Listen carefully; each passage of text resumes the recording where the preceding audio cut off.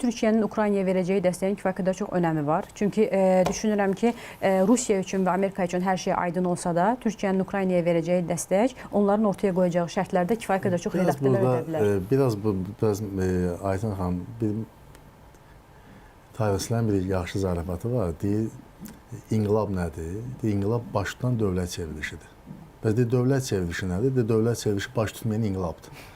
İndi bu inqilabı proseslər və ya bu dövlət çevrilişləri, hakimiyyət dəyişiklikləri və s. məsələsinə qiymət verərkən biz burada, bax, Türkiyə doğrudan da çox böyük dövlət statusuna uyğun jestlər edir. Hətta o Zelenskinin çətirinin altında tutmağında da xeyli müzakirə səbəb olmuşdu. Amma gəlin indi burada bir incə məqama baxın. Vens getdi Münhenə, amma Şolzla görüşmədi. Bəli. Deyəndə niyə görüşmürsən? Dedi, o artıq keçmiş etapdır.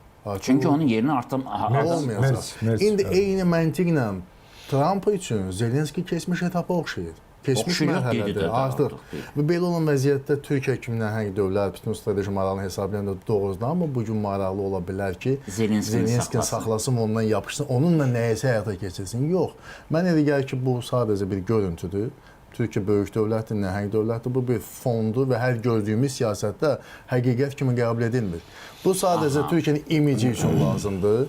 Beynəlxalq ictimai fikirdə görsünlər ki, köhnə kişilərdir və görsən, hamı onu vurur, hamı onu tapdalayır və s. Bu vəziyyətdə Türkiyə hətta ona qahmar çıxır. Amma bu heç o anlamda deyil ki, Türkiyə siyasi reallıqları nəzərə alacaq və sona qədər elə bütün dünya və ABŞ başda olmalarından imtina eləyən reallıqda Türkiyə ondan yapışacaq və sizin bu günlərin Makron və ya Starmer və digərləri siz bu yaxınlarda görə bilərsiniz ki, Zelenskiyə desin ki, seçkiyə getmək lazım. Haqlısınız. Seçkiyə getmək lazım. Seçkiyə getmək artıq Zelenski imtina anlamındadır. Haqlısınız. Zelenski deyəndə biz sadəcə Ukraynanı nəzərdə tuturuq. Yəni onu Ukraynanı təmsil edən bir simvol olaraq da qiymətləndiririk. Çünki bugün masada Ukraynanın ərazi bütövlüyü məsələsi müzakirə mövzusu deyil. Zelenskinin Türkiyədən gözləntisi nədir? Düşünürəm ki, Zelenskinin Türkiyədən ən böyük gözləntisi ona qarşı atəşkəsdən sonrakı dövrdə olacaq ittihamların azaldılmasıdır.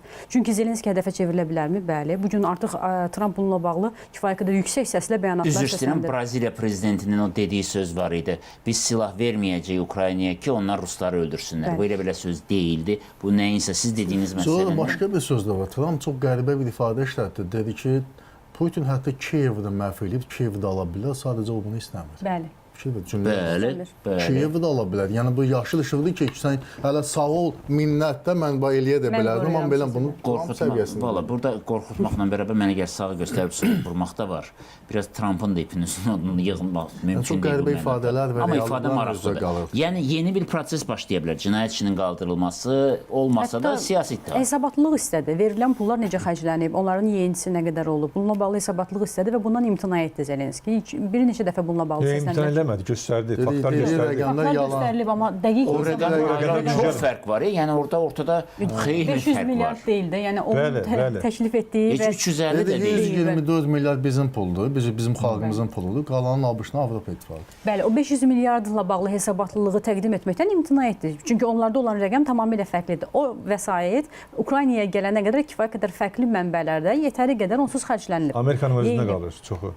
Amerikada bəli, fərqli mənbələrdə və bununla bağlı ittihamlar səsləndiriləndə onlar Amerikada yeyinti olub ya da ötürülən hər hansı bir kanallar vasitəsilə onlar mənimsənilib deyilməyəcək. Birbaşa olaraq hədəf göstərilir Zelenski. Və heç unutmayaq ki, Zelenskinin Bidenin oğlu ilə bağlı olan məsələdə vermədiyi məlumatlar Trump'ın heç yadından çıxmayıbdır. Düzdürmü? Mən elə gəlir ki, biz yaxın zamanlarda Birləşmiş Ştatlıq xüsusilə Maliyyə Nazirliyi tərəfindən Zelenski administrasiyasında korrupsiya faktları və konkret rəqəmlər və faktlarla üzrə görəcəyik və onları eşidəcəyik.